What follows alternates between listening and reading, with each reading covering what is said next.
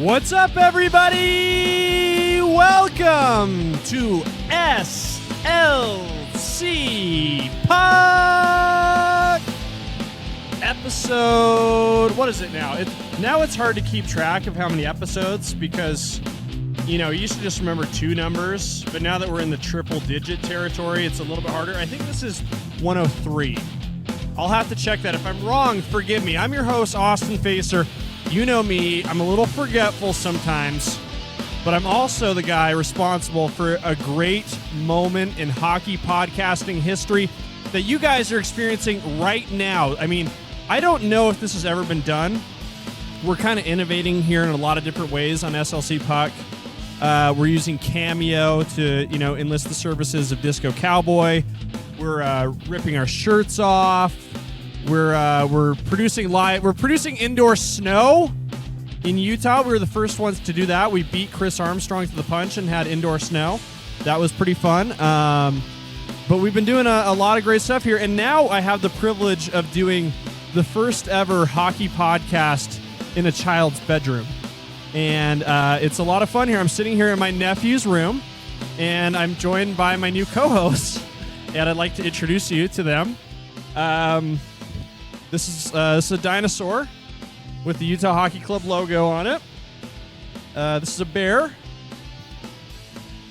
This is Bluey. This is Bluey, I'm told. Bingo is right here.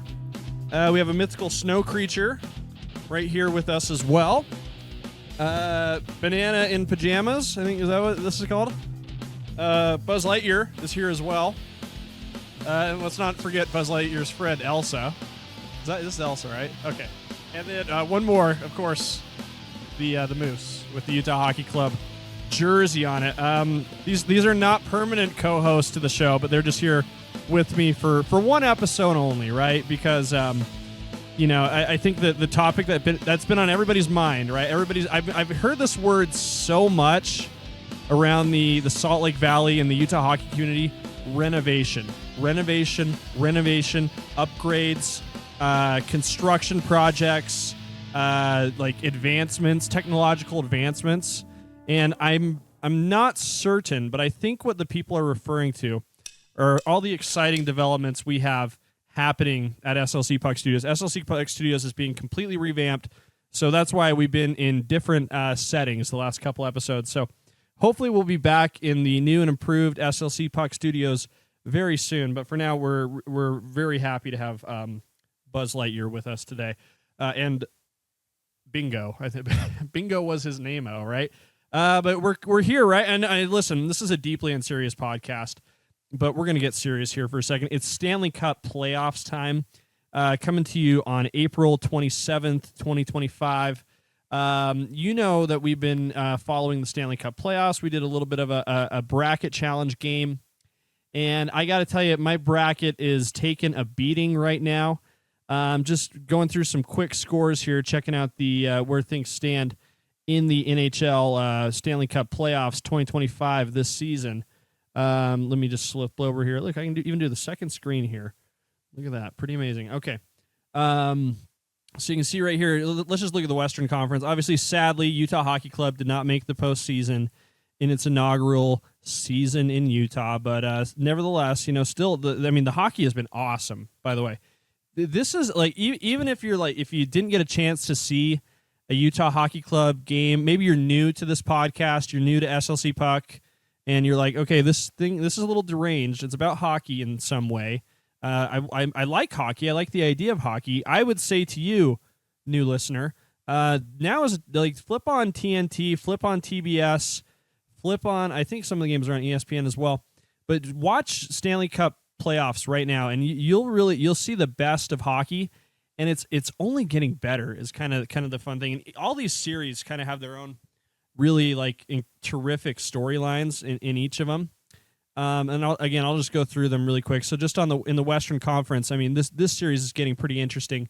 After 4 games, the Winnipeg Jets, who won the President's Trophy for the best record in the regular season, are knotted up at 2 games apiece with the St. Louis Blues, who finished the year on an incredible hot streak to soar into the postseason. Big factor why the Utah Hockey Club didn't make it, as well as their own performance. So that series has been pretty interesting. Connor Hellebuck looks like he's blowing up a little bit in the postseason, which has kind of been the story for him the last couple of years. So having a hard time shaking that, I guess, that knock on him. I mean, the other series, Dallas and Colorado tied at 2 games each.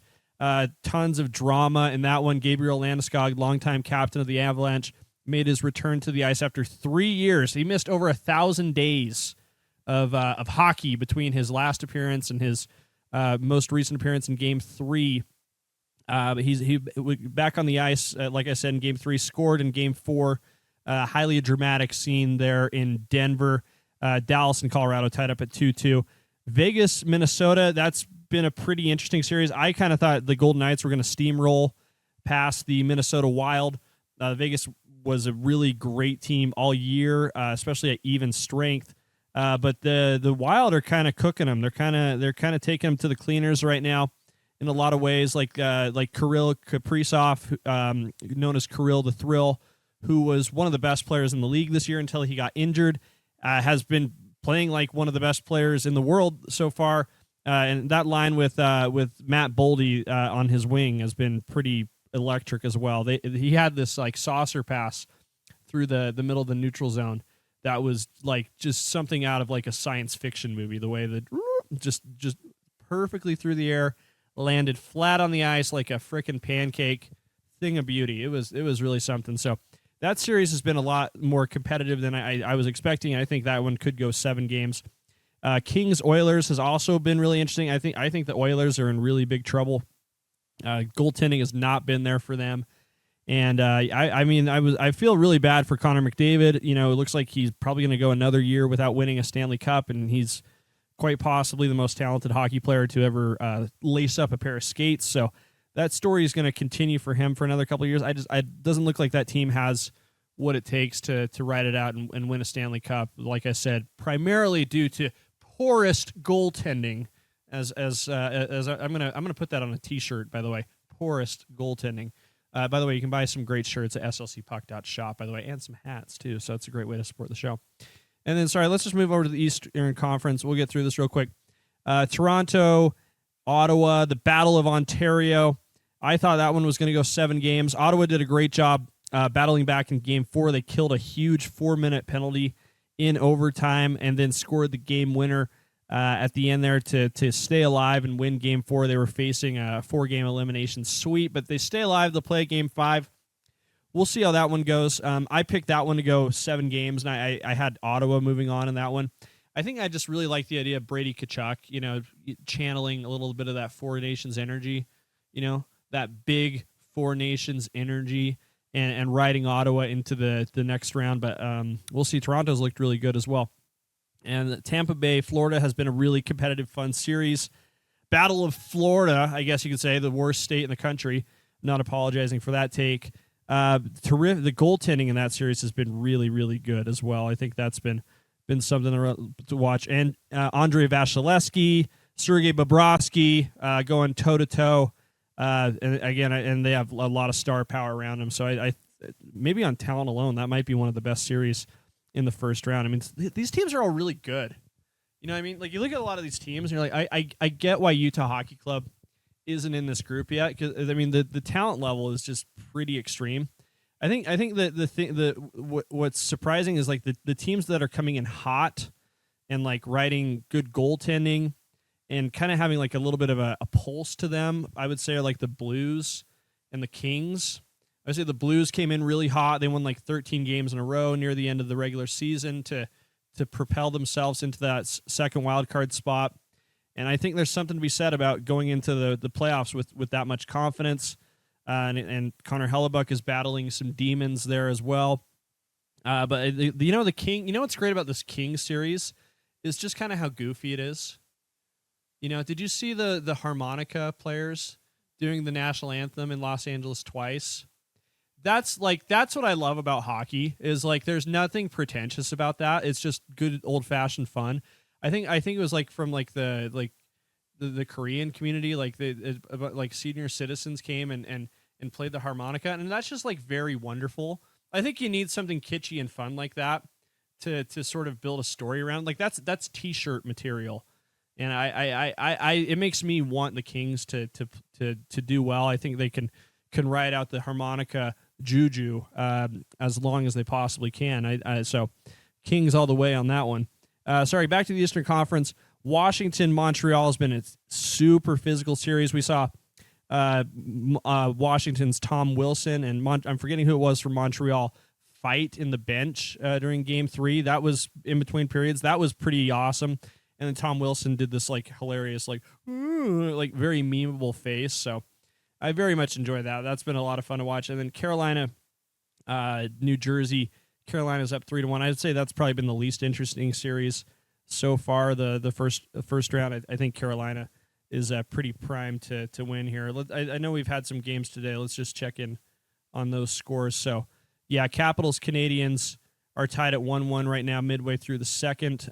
Kings, Oilers are playing later tonight. The Blues picked up a 5-1 win over the Jets. So, yeah, Connor Hellebuck's reeling right now. Jordan Bennington. You got to say something about Jordan Bennington, too. He's nuts. He's a crazy guy. But it seems like he's confident. He played really well for Team Canada in the Four Nations face-off, and it seemed like he's having an excellent postseason thus far. Today he had 30 saves, was the first star of the game, allowed just one goal, so 30 saves on 31 shots. And then the Hurricanes won over the Devils 5-2 today. So that's a look at the scores around the NHL. Again, we did our bracket challenge, had almost 80 people sign up to join the SLC Puck 2025 bracket challenge. Winner gets swag. They get a hat, a t-shirt, a koozie, a mug, shout out on the pod, bragging rights for the rest of their lives. We'll think of more fun stuff to do as well. But I'm thinking, just based on my own bracket, and I don't want to show you because there's some things on my bracket that are really embarrassing. And you're going to be like, oh my gosh, this guy does a hockey podcast? Yeah, I do. I think we might do the second chance bracket challenge that's also available on NHL.com Game Zone. So stay tuned for an invite on that. Invite will come through my newsletter, which is available at slcpuck.com. You can sign up for free there. So should be a lot of fun. Again, we'll have a prize for that winner as well. But postseason's been awesome. And I think the more these guys get closer to the cup, the stakes get higher with every series, the physicality, the beards get longer, the playoff beards. We all love a good playoff beard, right? Again, if you're new to hockey, if you're a new listener, somehow you just got the story. It always amazes me, and I mean this in a very wonderful, positive way. It kind of amazes me how it seems like sometimes people aren't really paying attention. And I love them. I'm happy for them. I'm happy they get to float around the world like that. But I really do think there are some people who are just now learning that Utah has an NHL team and that they played as the Utah Hockey Club. They don't have a permanent identity yet. Wait a month on that. Anyway, if news is just now getting to you and you're interested in hockey, you're in luck. This is a really good time to flip on the TV and watch great hockey just about every night in the postseason. But until then, like I said, Renovation is kind of been the name of the game, not only here at SLC Puck Studios, which, as I mentioned at the top of the show, has been the talk of the town. The Delta Center. You know that place, Delta Center, where the Utah Jazz and the Utah Hockey Club play. The old barn, we like to call it, also under renovation. And we got a really nice image on social media this week, so I want to just put it up here on the screen. Someone who I'm guessing would probably get fired if anybody found out that they were taking pictures of the inside of the renovation efforts at Delta Center, snapped a photo. At Utah Jams posted this on Twitter, and the caption is, "In case you were wondering what the Delta Center currently looks like." And as you can see, there's a crane in there. Looks like a lot of the seats have either been removed or covered in plastic.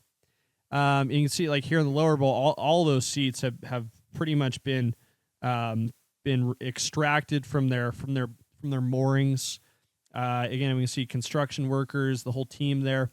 I'll be totally honest. I'm trying to decode what's happening in this picture, and it's not super clear to me, like what's being worked on.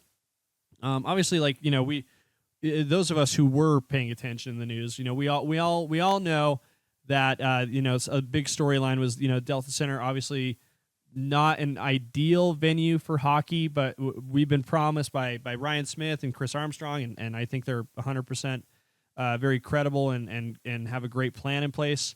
The plan is to make this one of the best hockey and basketball optimized venues in the world. So they're gonna have to do a lot to make a lot of this retractable and fill in these blank spaces. Right, these corners in particular were very tricky for Utah Hockey Club fans this last season. Obviously, the ends as well that were pushed in pretty much entirely, and then just a few rows at the top of the lower bowl.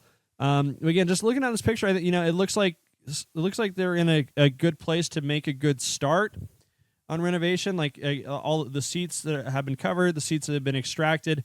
I think at this point, I'm talking to guys on April 27th. We still haven't seen like renderings quite yet of what each of these phases are going to look like. But just as a refresher. Hey guys, sorry for the interruption. I know we're all excited about the Stanley Cup playoffs. We want to see who's going to lift the cup, in June, and who's going to receive their championship rings. But if you're in the market for a ring, I want to tell you about Payne Anthony Creative Jewelers and Jonathan's Jewelry. Jonathan's Jewelry's in Cottonwood Heights. Payne Anthony Creative Jewelers, that's at Trolley Square. They're incredible partners and supporters of what we're doing here at SLC Puck. They take incredibly good care of our listeners, too. All you got to do is go in either one of those locations, mention SLC Puck, and they'll knock $100 off your purchase. But what's more, we've been doing this incredible giveaway for quite a while right now. We've been doing it for every episode of SLC Puck since like February. It's been bonkers. All you have to do is scan this QR code, hit send on the message that pops up, and you'll be entered. We've been giving away gift cards like crazy. Lots of people enjoying lots of great stuff at either one of these stores. And guess what? They're having like this incredible consignment sale. They're going to these estate sales and getting tons of incredible vintage jewelry. You're going to want to get in on this ASAP, all right? So don't wait. Don't hesitate. Scan the QR code. Hit send on the message. Go to the stores. Say you listen to SLC Puck. $100 off. Awesome deal. And you'll be sitting pretty for summertime. You'll be able to put that ring on a finger in no time. You don't even need to be in the Stanley Cup playoffs to get that ring, right? Kind of clever, I thought. Anyway, let's get back to the show. This was tweeted out by Carter Williams back on July 5th, 2024. So quite a while. It's been, what's the math on that? Like 9 months, 10 months on that. The Delta Center estimated renovation schedule, tweeted by Carter Williams. And we'll just look at it. Again, I've talked about this on the show. This is supposed to be a 3-year project to be completed. The end of the timeline is October 2027, which would be right before the start of the 2027 NBA and NHL season. So here we are. Let's look at where we find ourselves on the timeline. 2024, that's in the past. It's been a few months now. We're in 2025, April 2025 to October 2025. The plans are to demolish and rebuild the seating bowl structure on the north end, some foundation work. So I think that's probably a lot of the heavy lifting that we're seeing around the Delta Center right now, is just that the stuff that's underneath everything, the foundation. And yes, I did go to construction vocabulary school, so I'm very well suited for this. New retractable and fixed seating on the north end, construct premium on north end, and construct new marshalling addition south end. I don't know what marshalling addition means. I must have missed that day at construction terminology school. But that's the plan, is that the north end, I'm not sure when and if those will be available for the public to enjoy when the season begins in 2025. But I think you can also sort of surmise that as the season continues, we can see here October, this third column here. And if you're listening to this on Apple or Spotify, I'd recommend switching over to YouTube to see what I'm talking about. It looks like they'll also be working on some stuff throughout the season from October to April. So completing the construction of the north end, the marshalling, and then the garage, which is going to be behind the Delta Center, sort of in the area by the gateway. And then continuing closure and shell work on phase 1 exterior expansion locations. It's going to be crazy. around the Delta Center in downtown Salt Lake City for quite some time. I live in Sugar House, and if you've ever been to Sugar House in the last couple of years, you know it's a frickin' nightmare going up 21st South towards 13th East. It's a train wreck. It was even worse this last weekend with the Salt Lake City Marathon going down 13th East. I was like trapped on an island in my house because I couldn't go anywhere. I like to go to that plant. And again, I'm revealing way too much about myself, and I know like the people who watch this show who want to wear my skin are going to follow me around and you know take pictures of me and all that. Anyway, I like to go to the Planet Fitness that's on 33rd South, 7th East, and this doesn't have anything to do with hockey. It's just me rambling. But it was like I looked at my GPS just to figure out the route around the parade or around the marathon to get there, and it was like it would take me 35 minutes to get there, and I'm like it usually takes me 7. It was faster to go all the way to Murray than to go to the one in South Salt Lake to go to Planet Fitness. So that would by the way, it's a huge headache. Expect things like that around downtown Salt Lake City for the next 3 years. And I think possibly even longer. And again, this is a hockey podcast. It's not a municipal issue podcast, but they are intertwined at this point. But I think it's going to, again, this hockey thing that we're all talking about, that we're all excited about, that I am staking my livelihood on, is going to completely transform Salt Lake City. And it comes with a little bit of dust.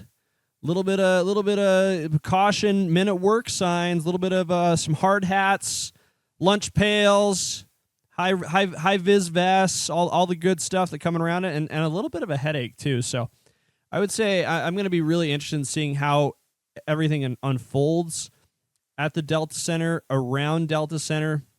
We know like those blocks that are immediately east and I think a little to the south as well are going to be totally like revamped as well between Delta Center and Temple Square.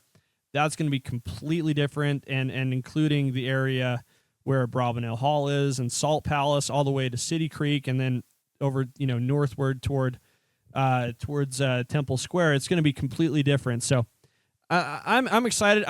I'm hopeful that, now that the cat's been let out of the bag by whoever took that picture inside Delta Center, which I could tell you as someone who is around the operation would be a big no-no to do. I'm hopeful now that the cat's out of the bag, so to speak. We'll see some renderings on what we can expect the future Delta Center to look like. I think early looks have been really cool, but you remember. I'll just show you a few of these renderings that we saw. When we first started talking about the story. This is the area. This would be the exterior area. That's one look we saw. We also saw other looks too that looked like this one. Not that one. This one that was tweeted out by Ryan Smith around All-Star Game time. So, look at that looks awesome. That is like what the walk between Delta Center and City Creek should be. And I think a big part of the plan too was to bury Third West underneath this plaza right here. So it's going to be crazy. It's going to be completely different. But I'm really looking forward to it. And I'm also looking forward to seeing further renderings as well. I wanted to address a little something here at the end of the show. I talked a little bit about Clayton Keller and the remarks he gave at player exit interviews the week before. And I think I was a little hard on Keller. And as one of my great listeners, Brian, pointed out, I didn't exactly tell the full story of Keller's winning and ability. So just to set the record straight, Clayton Keller won pretty much at every level of play coming up. He was a big part of the national team developmental program success. He's going to be the leader of this team. I think he wants to win. He's very passionate about what the team wants to accomplish here in Utah. I think he's fully bought into what the ownership wants to accomplish here in Utah and just like the overall Utah sort of mission. Like I've heard he bought a great house in Park City. And again, just to look at Brian's comment here on from 2 episodes back, and I believe Brian's a little bit more informed on Kells than I am. He said Kells has won everything before being drafted by the worst franchise in history, which is the Arizona Coyotes, dominated national development team for 2 years, breaking Patrick Kane's scoring record, won a gold medal at World Juniors, playing up with Matthew Tkachuk, Austin Matthews in Switzerland, and so on and so on. He is only 26 years old, so he is the future of Utah's going anywhere. He came into the NHL at 18, something I didn't accomplish at 18. I was dropping out of college at 18, and he just completed his 8th season and should play another 10 years, although maybe not with Utah. We'll see, right? When his $56 million contract expires, he will still be under 30, and I would expect another big contract by someone should he stay healthy. I think that's totally possible as well. I think that's very, very true. I'm not sure what future you were talking about, excluding Kells. Again, I don't remember what I said, but I'm sure I wasn't entirely fair to Kells, and so I think what I want to do here, just to not get not put a foot in my mouth as I sometimes do. In that right, Buzz Lightyear? you know what I'm talking about, right? Let's listen to what Clayton Keller had to say at player exit interviews. Again, I really like Kells. I like the fact that he thought I was wearing cool shoes. I didn't like the compliment enough to turn around and acknowledge it properly, but I did course correct and thank Kells after the fact. So let's listen into Kells, hear what he had to say at player exit interviews, and I think you guys will find this pretty enlightening as well. I think you'll get a good read on his demeanor and drive. I think was another takeaway I had for this. Any second now. Yeah, I think it was, a bit of a learning process the whole year.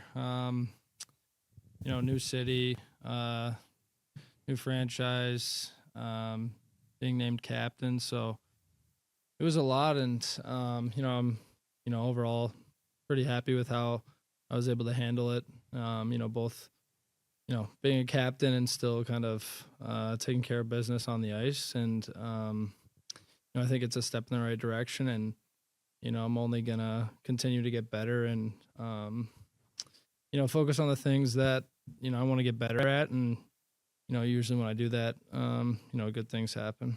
Have you been able to process everything that's happened in the last year, you think, yet? No, not yet. Maybe once I get back home for a little bit and kind of relax, see some family, and just kind of lay low for a little bit and enjoy it. Captain, Must be nice not doing a podcast. The expectations of this team towards making the playoffs a standard moving forward. Yeah, I think we all kind of got a little taste of it this year, of just how hard it is to win, how hard it is to be up there with the top teams every single night, the way they play. And we were a young team this year, and those are kind of stretches that you have to kind of go through to almost get over the hump. So I'm super excited about our group, so confident in our guys, our prospects. We just have a great mold and mix of guys that all love being around each other, and everyone's like a family on our team. Like hockey wise, I'm not sure what the question was there. A lot of things. I think every summer is kind of maybe been one thing that I've been trying to work on, but also working on others. But I don't know if it's just one thing. Like, I think it's just everything. Like the goal scoring, the passing, something to work the on. repetition is what I like the most. And I probably skate more than most guys would in the summer, because I feel like that's where I get a lot of my confidence from as well. Just those reps and using that time to my advantage when I'm not in the playoffs, and I can get the most out of my game and carry it on to next year. And I just have so much confidence, and I know I put in the work, so there's nothing for me to worry about. Are you thinking of going to Worlds? Yeah, I'm going. See that as We cover this. an audition or preliminary to the Olympics? Why are you deciding to go this year? Last year I was a little banged up. I had something that was bothering me for the last 15 games, and for a little bit throughout the summer. So I was healthy. My body feels great right now. There's some guys I know that are going, and any chance you can, represent your country, it's a good feeling. I haven't been in a while, and, I'm excited to go over there and win. He'll be joining Michael Kestring and Logan Cooley on the What is USA gonna be team? for your Team USA in the Olympics?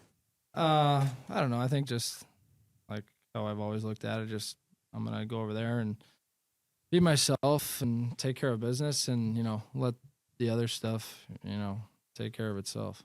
A year later, how would you kind of describe the style or approach you took to wearing the C? Yeah, I think it's a good question. I don't know. I think I've said it before, but I'm harder on myself than anyone. So just continuing to grow and do everything I can to help this team win. Like I said, I haven't really had time to like sit back and think about just everything that's gone on, and like it's crazy that the season's over. Like it feels like it just started, honestly, like a week ago. So yeah, once I have some more time, and I'll look back and examine and adjust to things where I think I can get better, and I'm looking forward to it. Are you a goal setter? Do you set goals, whether it's numbers or just get better at this thing? Yeah, for sure.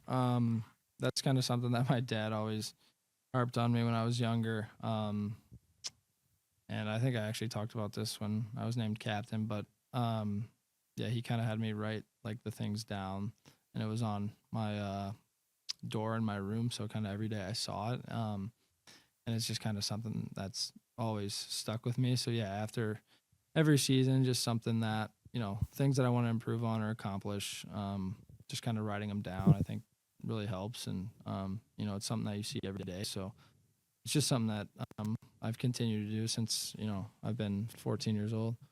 What were the goals for this season? If you don't mind sharing, you don't have to. If you don't want to. I'll keep them private. To reach 90 points, and as of right now, you're currently a top 10 guy in terms of points in the NHL. Yeah, it's nice, but like I said, that's not what drives me. What drives me is winning, and you want to be a player that's impactful in the playoffs, in big situations, when it matters the most. So until that happens, then the rest is good, obviously, and I care tremendously about my game and things like that. So it's a nice feeling, I guess, for sure, but it's not like my main goal. What have you thought about the development of Logan and Dylan this year? Yeah, they've been unbelievable. So good, so quickly. They're great guys to be around, great teammates. They're always trying to get better. So they're two special guys that, this franchise is going to have for a very long time, and they're only going to get better. They're both so young, and, I remember when I was that age too, and like, it's just crazy to think about it, like how young they are, and I was kind of in the same position. So it's cool to, kind of help them. And, there were times where I struggled, and, I can kind of help give back. And if I see certain situations or questions they might have, like, I feel pretty comfortable and feel like I have, good answers to a lot of them. That said, you're not that old either, so how exciting is it to have this kind of young core being able to grow together? Yeah, it's super special. I think we have a really talented, unique young core that not a lot of teams in the NHL have. And so, yeah, I think it's awesome, super motivating. We all want to win, and, that's what's, most exciting about next year for sure. Away from hockey that made Utah feel like home. You're one of the guys that spent the most time in Arizona on this team. Sorry, what was the question? I believe she was asking, what about Utah? Yeah, I think everything, just from the support you like from the most? day one. Like, you could tell how excited people were to have a hockey team.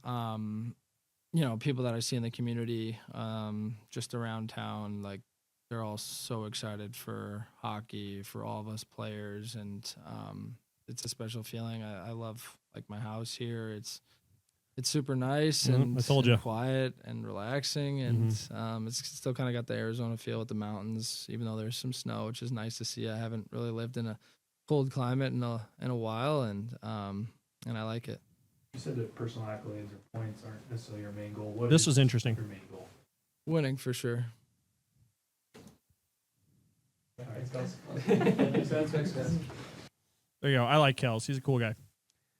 And we have similar style, too, so I appreciate that. Hey, well, anyway, I know this was a big thrill for you guys. The first ever hockey podcast done in a child's playroom is in the book. Thank you guys for listening so much to another edition of SLC Puck. Lots of things coming. Don't forget to follow SLC Puck on social media at SLC Puck. Easy to find, right? I should mention youth hockey from the Utah Hockey Club. A lot of fun. I've been involved doing some coaching there. So if you're a parent and you want to get into some coaching, you want to get your kid into some hockey, I would say that's the way to go. And don't forget, more exciting announcements involving Nashcast coming soon. So stay tuned for more on that. But anyway, thanks you guys so much for tuning in. And we'll talk to you guys from the new and improved SLC Puck Studios soon. Have a great day.